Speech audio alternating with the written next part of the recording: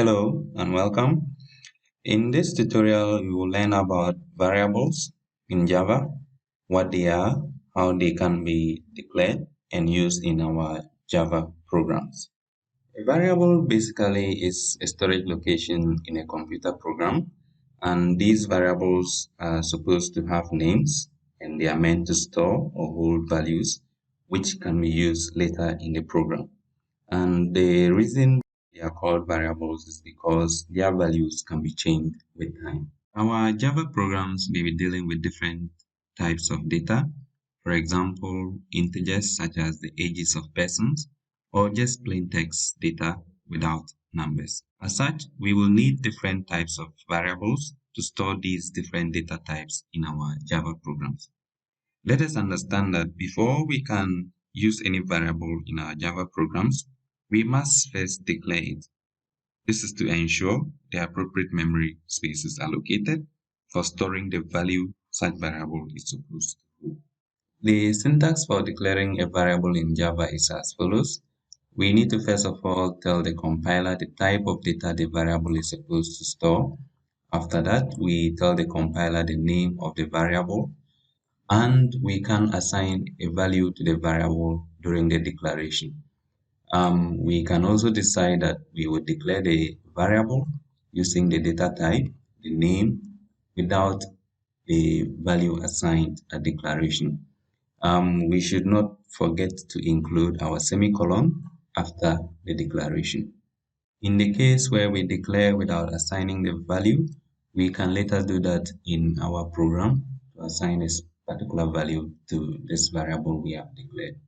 In the two examples shown, we can see that the variable student mark is declared to store integer values, and a value of 78 is assigned to it during the declaration.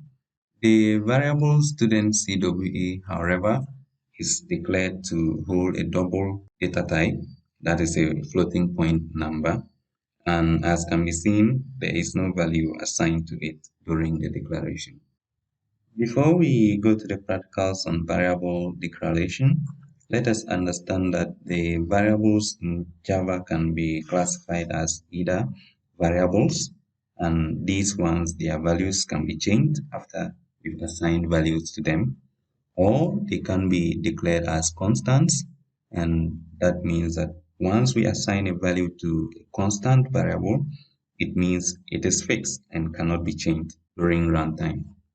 If they are not variables or constants, then they can be of the enumerated types. And with the enumerated types, their values are restricted to a set of values. We would look at examples during the practicals to distinguish between these types. We'll also have a look at the local, instance, and static variables when we treat visibility modifiers. The possible data types, the variables in our Java programs may be dealing with can be grouped into either the primitive or the non-primitive data types. The primitive data types, they include the integers, floating point numbers, characters, and booleans, whilst the non-primitive data types, they include the strings, arrays, classes, and interfaces. At exception handling, we will look at the special floating point values in Java used to denote overflows and errors. There are some few rules when it comes to variable declaration in Java. I will try to illustrate them during the practicals.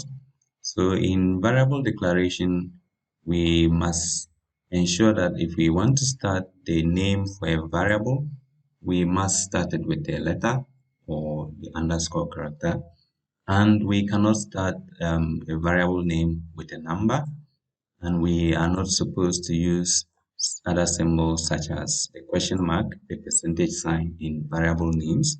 Spaces are not allowed in variable naming, and we should understand that in variable declaration, the names are case sensitive. So the two student marks that we have, they are totally different variables. Additionally, we cannot use reserved words such as double, class as the names of variables. And if we want to declare two or more variables of the same type, we can declare them together like shown here, provided we are not assigning any value to any of them. The last thing we'd look at before we go to the practicals is the assignment statements and assignment expressions. So whenever we declare a variable, we might want to give it a value at one point in time in our program. So we would use the assignment operator to assign a value to that variable. In Java, the equals to sign is the assignment operator. So this is what we would use to assign values to our variables.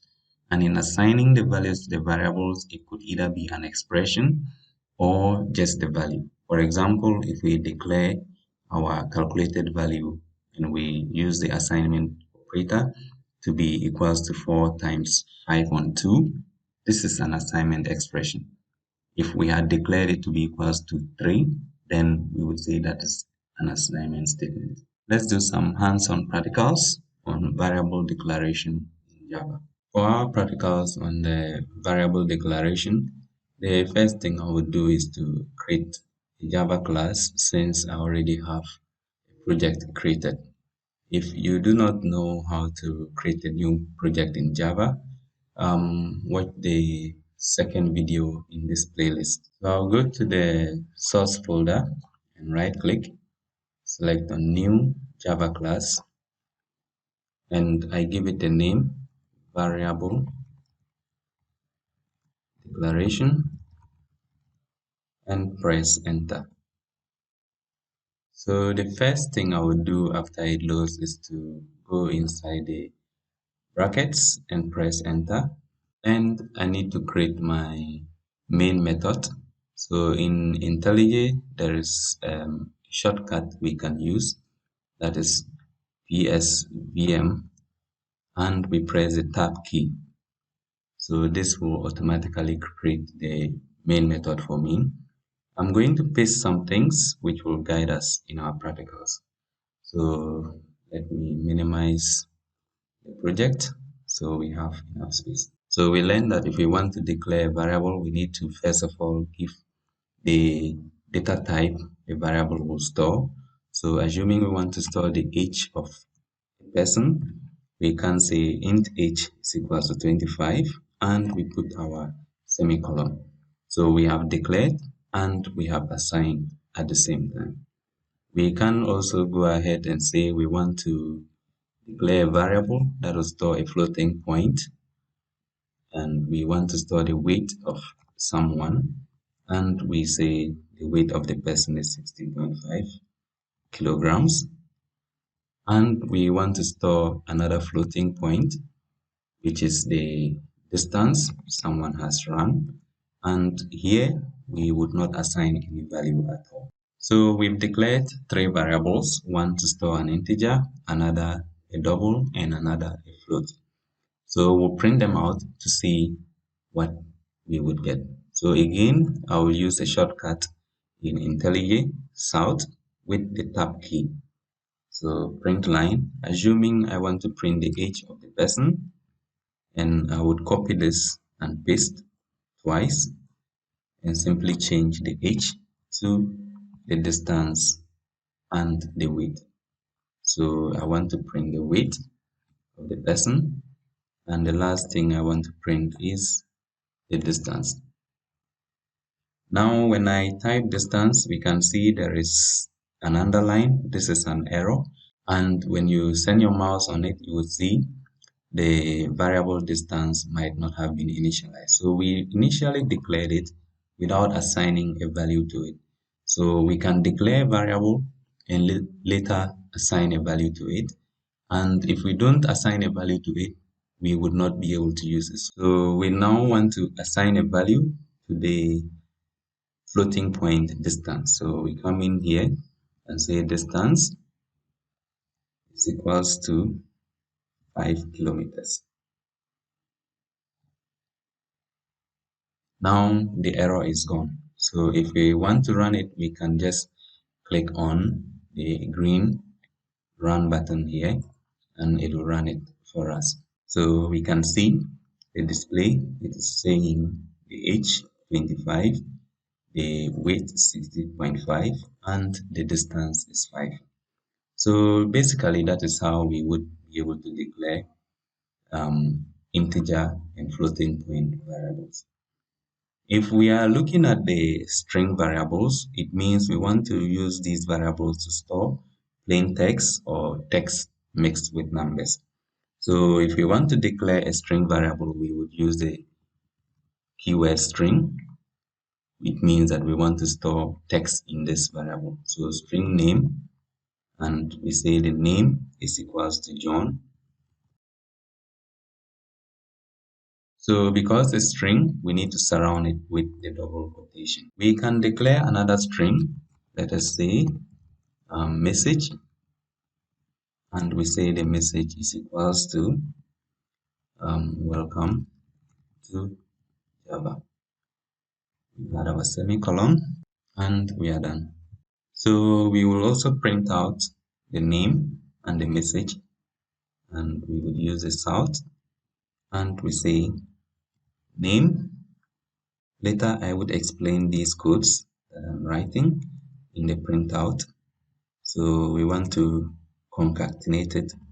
We say name, comma, space, and we add the message.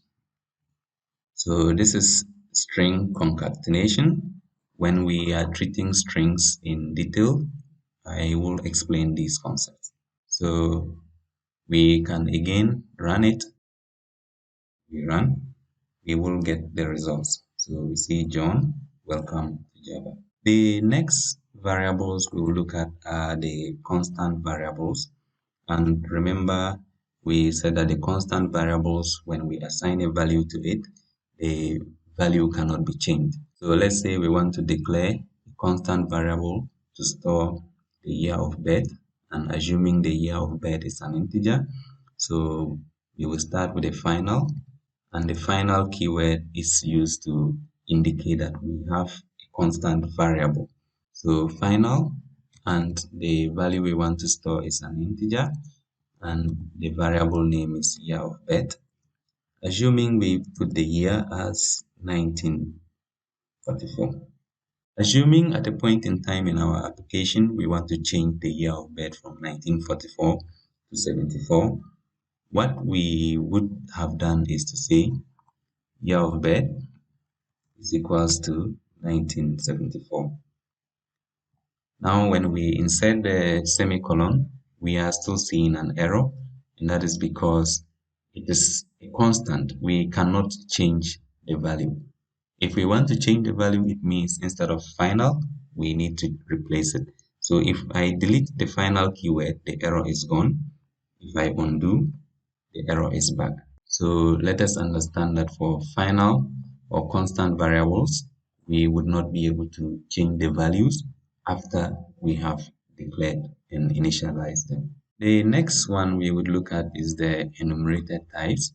So the enumerated types are often declared outside the main method, but inside the class file. So this is the main method we have, and this is our class file. So inside the class file, I will come and paste this one and declare the enumerated type. So the enumerated types are often declared with the keyword enum, and we would say enum, assuming we want to declare the sizes of shirts. We would say the sizes of shirts are ranging from small, medium, large, and extra large.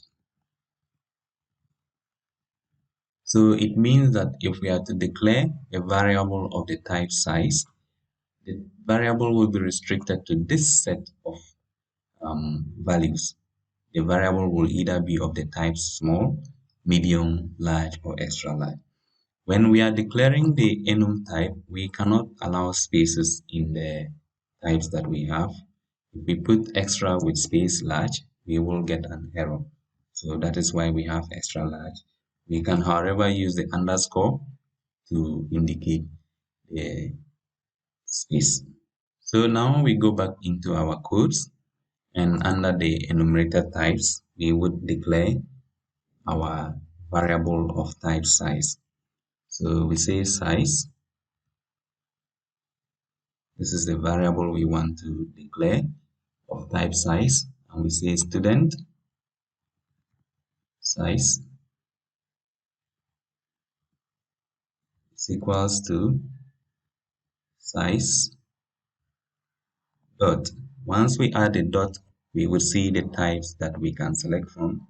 Assuming the first student, the size is extra large, we select extra large. And we declare another one, size. And we say another size is equals to size dot, and we say small. Now we can print out the enumerated types that we have declared. So we simply just say system.out print line student size,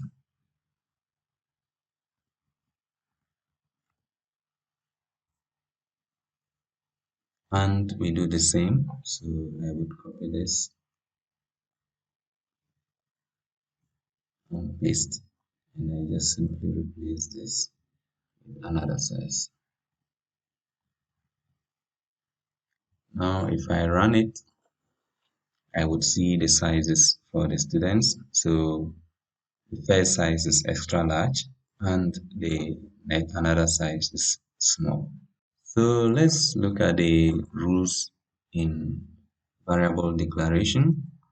We learned that if we want to declare variables, we cannot use numbers or spaces. Assuming I want to declare another mark is equals to 50. There should not be spaces in between. I can replace it with the underscore, or I just delete the space and the error is gone. We learned that we cannot use characters such as the question mark. If I put it there, I get an error. We cannot use characters such as the greater than. And if we want to declare a variable, we cannot start with a number. If I start with a number, I get an error. However, I can start with the underscore.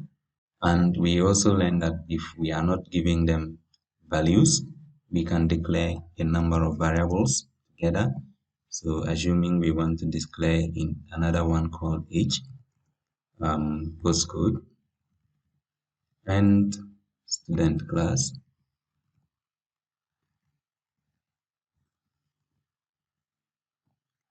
So all of them will be declared at the same time, and they would not be assigned values until we do that.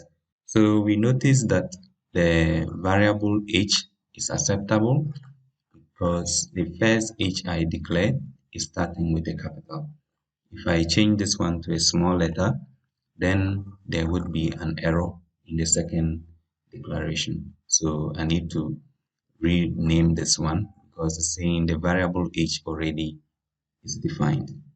So I can change this one to capital and it will be accepted. The final thing we'll look at is the assignment statements and assignment expressions. So I will just use a simple one. Assuming we want to declare an integer variable to store the new year of birth, say int new year of birth is equals to 1974. This is an assignment statement. I've declared and assigned. I can declare another integer variable to store the age of the person. So I say new age because there is age already defined is equals to, because we are in 2021, minus new year of birth. So this is an expression.